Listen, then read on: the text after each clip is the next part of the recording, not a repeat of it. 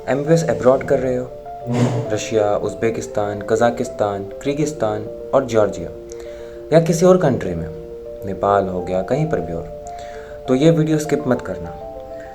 क्योंकि आजकल MBBS abroad students के बीच के एक क्वेश्चन बहुत ज़्यादा ट्रेंड पे चल रहा है और वो काफ़ी एमबीबीएस स्टूडेंट्स को पता भी होगा कि बहुत सारे लोग ये बोलते हैं कि भाई इंडिया वापस आने से पहले जिस कंट्री से एमबीबीएस किया है उस कंट्री का लाइसेंस एग्ज़ाम भी पास करना पड़ेगा क्या, या और अगर रशिया में एमबीबीएस कर रहे हो तो रशियन लाइसेंस एग्ज़ाम पास किए बिना क्या इंडिया में भी एफएमजी दे सकते हैं। और सबसे इम्पॉर्टेंट क्वेश्चन जो चल रहा है कि अगर मेरी यूनिवर्सिटी मिनिस्ट्री ऑफ हेल्थ के अंडर रजिस्टर्ड है तो क्या मुझे फ़ॉरेन लाइसेंस एग्ज़ाम देने की ज़रूरत नहीं या है। आज हम इसी कन्फ्यूज़न को एकदम सिंपल शब्दों में समझाएंगे और वीडियो के एंड तक आपको समझ आ जाएगा बहुत ईजीली कि फ़ॉरेन लाइसेंस एग्ज़ाम का एक्चुअल कनेक्शन क्या है, एफएमजी का क्या रोल है, इंटर्नशिप का क्या सीन है और एमबीबीएस अब्रॉड चूज़ करते वक्त एग्जैक्टली क्या चेक करना है according to the new regulations of NMC 2021। So let's begin. ठीक है, तो पार्ट वाइज इसको हम इस वीडियो में हम पार्ट वाइज डिस्कस करेंगे एवरीथिंग, ताकि कोई बड़ी वीडियो ना लगे इसलिए। तो पार्ट 1 ये है, सबसे पहले foreign MBBS is not equal to India में ऑटोमेटिक लाइसेंस लेना। ये आपको दिमाग में रखना है। क्यों?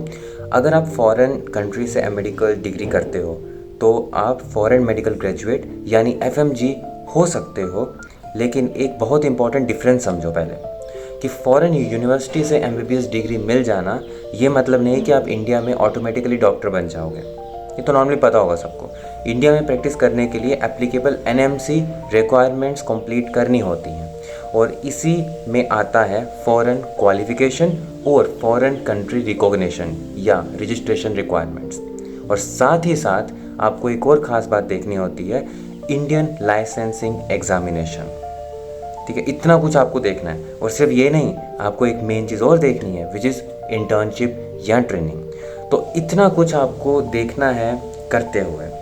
उसके बाद जब ट्रेनिंग और लाइसेंस देख लोगे तो इंडियन रजिस्ट्रेशन भी देखनी है। सबका अपना रोल है। ये जितने मैंने टॉप चीज़ें बताई इनका सबका अपना अपना रोल है जो आप एमबीबीएस अब्रॉड कर रहे हो। ये था पार्ट 1। अब पार्ट 2, अब आता है सबसे important question, foreign licence exam. जो बच्चे जॉर्जिया हैं, रशिया हैं, वो बहुत कंफ्यूज होते हैं बच्चे कि हम जब 6 इयर्स के बाद अपना लाइसेंस हम एग्ज़ाम डिग्री पास करें, क्या हमें लाइसेंस एग्ज़ाम करना है कि नहीं। तो अब ध्यान से सुनो, आजकल इंटरनेट पर एक स्टेटमेंट बहुत सर्कुलेट हो रही है कि हर फॉरेन मेडिकल ग्रेजुएट को पहले फॉरेन कंट्री का लाइसेंस एग्ज़ाम पास करना ही पड़ेगा, तभी इंडिया का एफएमजी दे सकता है या और फिर नहीं दे सकता नहीं तो। लेकिन ये स्टेटमेंट इतना सिंपल नहीं है। ये आपको बहुत सिंपल शब्दों में मैं आपको बताऊंगा। एनएमसी फ्रेमवर्क में इम्पॉर्टेंट क्वेश्चन ये है कि आपकी मेडिकल क्वालिफिकेशन उस कंट्री में मेडिकल प्रैक्टिशनर के रूप में इनरोलमेंट रजिस्ट्रेशन के लिए रिकॉग्नाइज्ड है या नहीं। एनएमसी की फॉरेन स्टूडेंट गाइडेंस भी स्पेशली इतनी है कि फॉरेन मेडिकल क्वालिफिकेशन को अवार्डिंग कंट्री में मेडिकल प्रैक्टिशनर के रूप में इनरोलमेंट के लिए रिकॉग्नाइज्ड क्वालिफिकेशन होना चाहिए। मतलब अब इसी को, क्योंकि आपको मुश्किल लगा तो इसी को मैं अब एग्जाम्पल में समझाता हूँ आपको। तो एग्जाम्पल है पार्ट 3 में है, विच इज़ रशिया का सिंपल एग्जाम्पल लेते हैं क्योंकि बहुत सारे बच्चे रशिया से पढ़ते हैं एमबीबीएस। सपोज करो आप रशिया में एमबीबीएस कर रहे हो। ठीक है, अब 2 सिचुएशंस को समझो।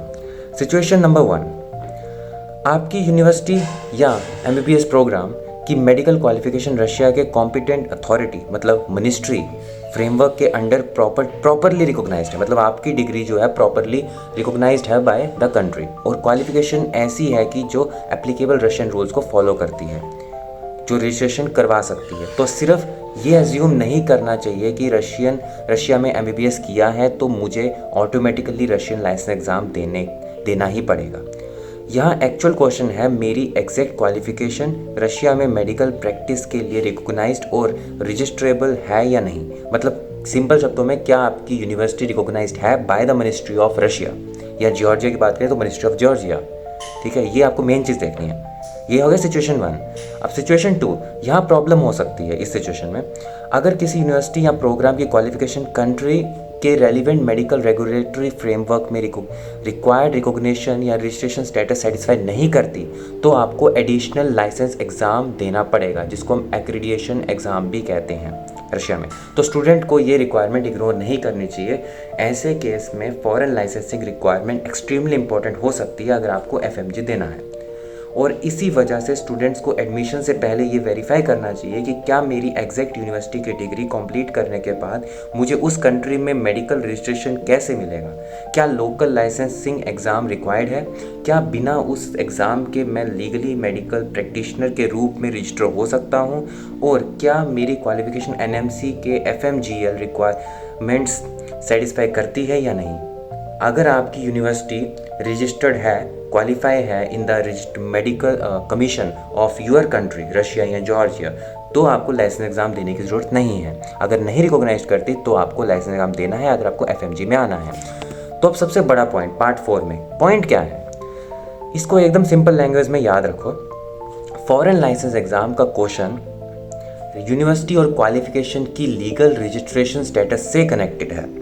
सिर्फ कंट्री देखकर डिसीजन मत लो, सिर्फ यूनिवर्सिटी का नाम देखकर डिसीजन मत लो, और सिर्फ ये देखकर भी डिसीजन मत लो कि मिनिस्ट्री ऑफ हेल्थ के अंडर है या नहीं। आपको एग्जैक्ट प्रोग्राम, आपको exact qualification, registration pathway verify करना है कि क्या वो 54 months according to NMC plus 1 year internship करवाती है या नहीं।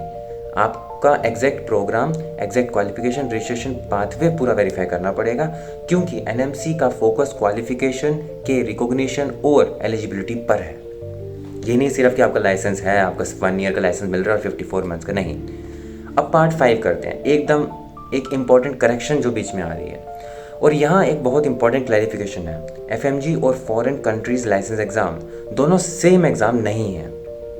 फॉरेन कंट्रीज लाइसेंस एग्ज़ाम और FMG is not the same exams. For example Russia का लाइसेंस या रजिस्ट्रेशन एग्ज़ाम, जिसको हम एक्रीडिएशन एग्ज़ाम भी कहते हैं, और इंडिया का FMG दो अलग रेगुलेटरी सिस्टम्स हैं। वो रशियन रेगुलेटरी सिस्टम में आता है, ये इंडियन मिनिस्ट्री के सिस्टम में आता है। अगर आप इंडिया में मेडिकल रजिस्ट्रेशन चाहते हो तो applicable Indian licensing examination requirements को सेटिस्फाई करना होगा।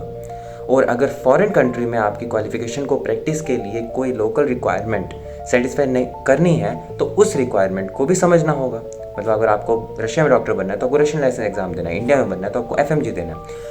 वन कंट्री मतलब एक कंट्री का लाइसेंस एग्ज़ाम ऑटोमेटिकली इंडिया का FMG रिप्लेस नहीं करता, ये तो आपको सबको सिंपल पता है। और FMG भी फॉरेन कंट्रीज़ लोकल लाइसेंस को ऑटोमेटिकली रिप्लेस नहीं करती, एक दूसरे पे लिंक नहीं है। दोनों का पर्पस टोटली अलग है, क्योंकि आप दोनों अलग अलग देशों में डॉक्टर बनना चाहते हो तो आपको अलग अलग एग्ज़ाम देने लाइसेंस एग्ज़ाम।